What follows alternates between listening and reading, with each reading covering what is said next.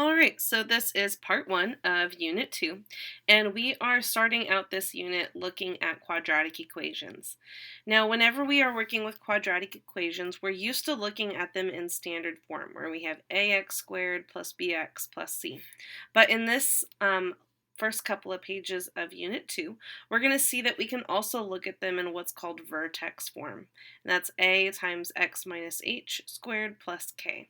And this whole HK thing should look similar to when we were translating functions, shifting them up, down, left, and right.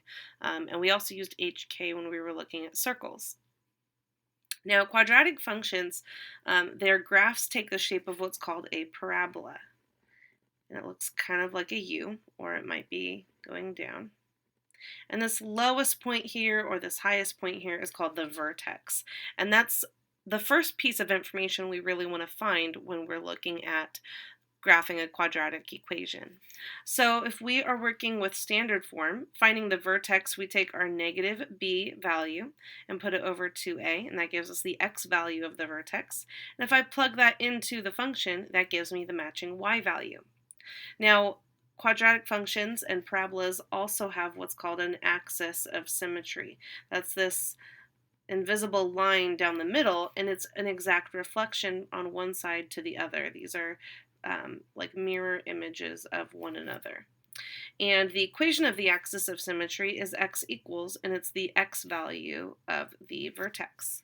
Vertex form is nice because the way the equation is written, we can see what our vertex is. Our hk gives us the vertex.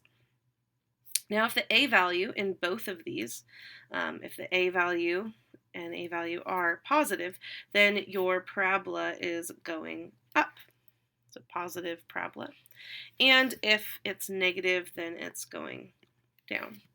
And in that case, your vertex would be a minimum, and in this case, your vertex would be a maximum. We've been talking about domain and range for a while now. Again, it's still that the domain is all of our possible x values, the range is all of our possible y values, input and output. We've also talked about finding the x and y intercepts. We can find the x-intercepts by plugging in 0 for y and then solving for x, and the x-intercepts are of the form a number and then 0.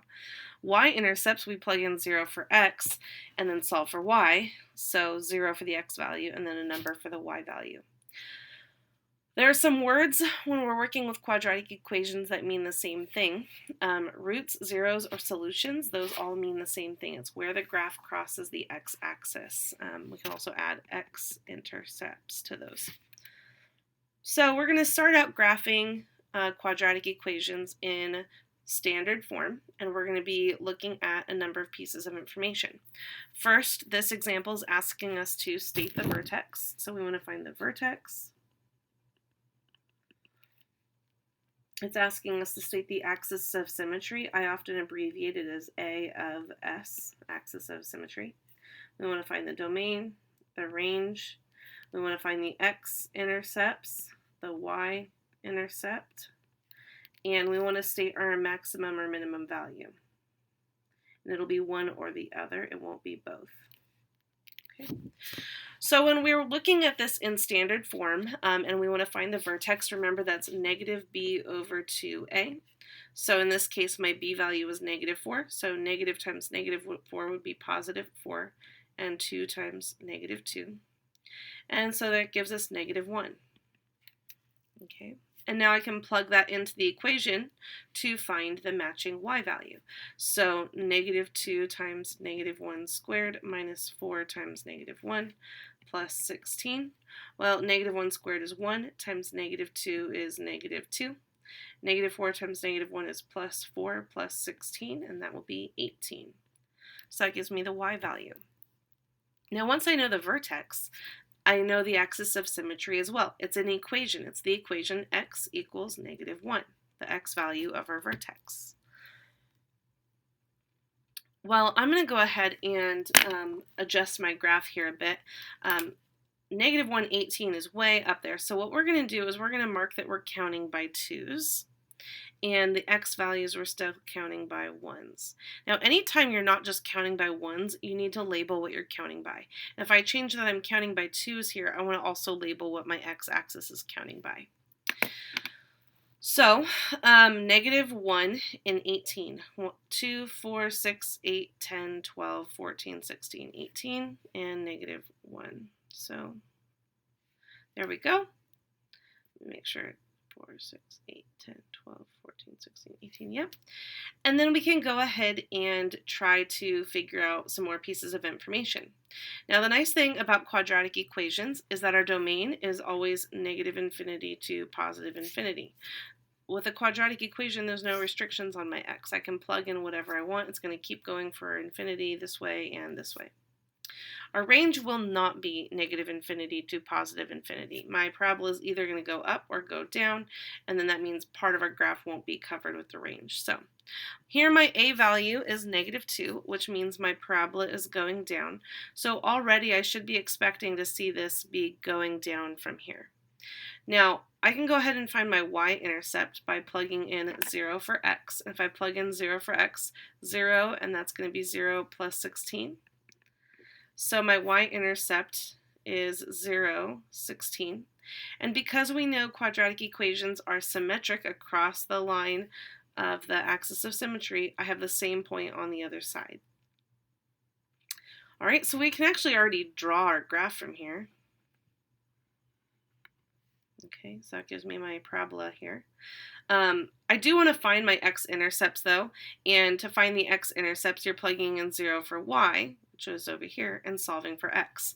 So -2x squared minus 4x plus 16 equals 0.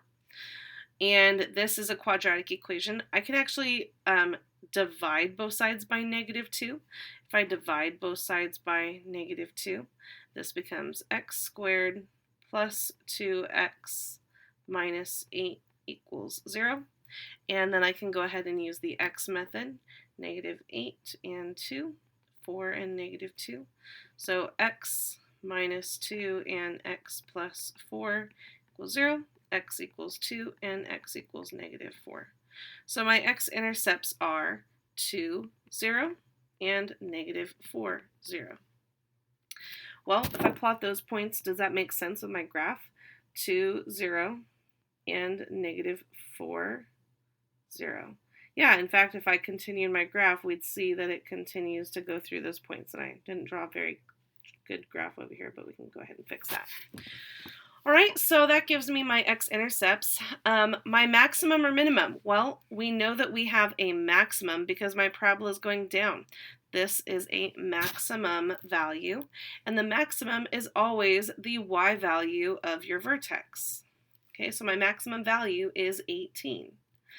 The last thing I need to answer is my range, and so if we look at our graph thinking from least to greatest, my y values go from -infinity to 18. That's my highest value. That's my maximum. So -infinity all the way to 18, and we'll use a bracket on 18 because it does actually equal 18. Okay. So that answers all the things the question asked for, and also is our graph. Let's go ahead and look at an example of that same question but in vertex form. So I'm going to leave this here just so I can see the instructions here real quickly.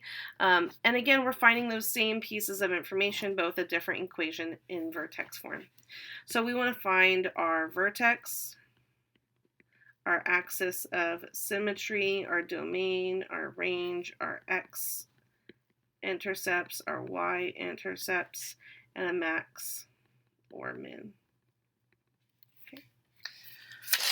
So we're going to go ahead and find those things, and here we have our first our vertex, and because it's in vertex form, remember y equals a times x minus h squared plus k. hk is the vertex. So my h value is -3. The formula has a negative sign here, so this is like x minus -3. And then my k value is 2. So my axis of symmetry is x equals -3. And then we know our maximum or minimum value is going to be the y value of our vertex, so we know that's 2. And my parabola has a positive a value, so that means it's going up. That means that this is a minimum. We know the domain for all parabolas, for all quadratic equations, is -infinity to +infinity. We can find our y-intercept by plugging in 0 for x. So 0 plus 3 is 3. 3 squared is 9. 9 times 2 is 18. 18 plus 2 is 20. So we found our y-intercept. And the last things we need are our range and our x-intercepts. Well, let's start with plotting our vertex, -3, 2. And then we can go ahead and I could plot my y-intercept, but it's way up there and I'm counting by ones now. So I'm not going to actually plot it. But what I can do is if you ever don't like using your y-intercept, you can always make a table of points and I can plug in whatever I want. Let's just plug in -2 and -4. And -2 plus 3 is 1. 1 squared is 1. 1 times 2 is 2. 2 plus 2 is 4. And we have the same point on the other side. So that gives me my parabola. And before I even go any further, I notice that this parabola is above the x-axis and it's going up. It's never going to like turn around and go back across the x-axis. There are no x-intercepts. So I can go ahead and write none there because there are no x-intercepts. And looking at my graph now, I can go ahead and answer the range. It's the very first y value is at 2 and goes to infinity. So 2 to infinity, and we'll use a bracket on 2 because it does actually equal 2. And we've already answered all those pieces and graphed it, so that one was pretty quick. Now we can also take a look at what's called the discriminant. Now we went over this in Unit 1 as well. So in Unit 1, when we talked about the discriminant, we used it to help us solve quadratic equations and determine if we had 2 real solutions, 1 real solution, or no real solutions. And we're going to use it similarly, pretty much the same way, but it also now can inform our graph.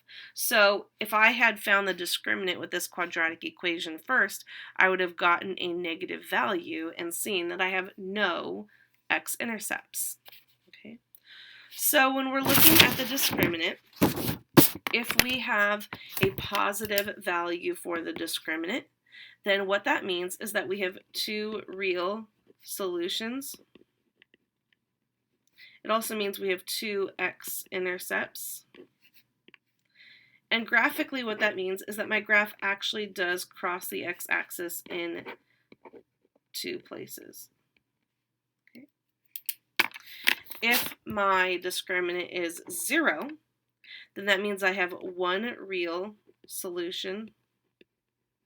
Means I only have 1 x-intercept, and it's on the vertex. My vertex is on the x-axis. Oops. Fix that here real quick.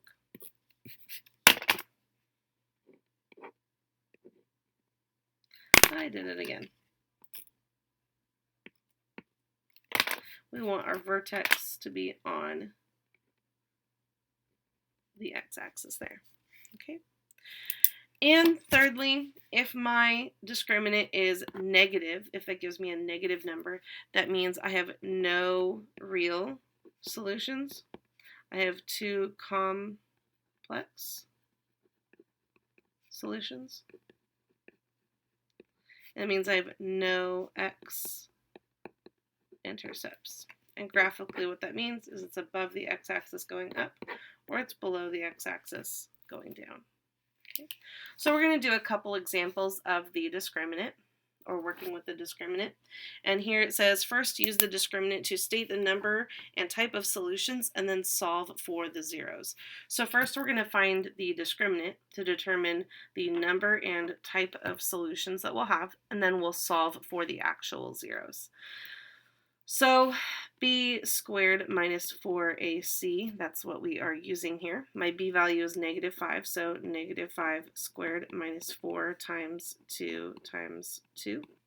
That's 25 minus 16, and that is a positive number. So that means I have 2 real solutions. Now, what we can do to find what our solutions are is we can use the quadratic formula. So x equals negative b plus or minus the square root of b squared minus 4ac all over 2a. Remember, that is the quadratic formula. So x equals negative b, so that would be 5 plus or minus negative 5 squared is 25 minus 4 times a times c over 2 times a. 25 minus 16 is 9. The square root of 9 is 3. So I have 5 plus or minus 3 over 4. 5 plus 3 is 8. Divided by 4 is 2. And then 5 minus 3 is 2. 2 divided by 4 is 1/2. So those are my two solutions. Let's do one more. We have x squared minus x plus 6. And first, let's use the discriminant. So my b value is negative 1 squared minus 4 times 1 times 6. Well, that's going to be 1 minus 24, which is negative 23. That's a negative number, so no real solutions. That means we have two complex solutions. Okay. And now we can go ahead and use the quadratic formula to find out what those solutions are. So I should be getting something with an I in it. So negative b will be 1 plus or minus the square root of negative 1 squared is 1, minus 4 times 1 times 6 over 2 times 1. So that's negative 23 in there. 1 plus or minus the square root of negative 23 over 2. And we can go ahead and pull out an I. 1 plus or minus I square root 23 over 2. And those are my two solutions. We're going to go ahead and end part 1 here, and then we'll pick up on page 3 with part 2.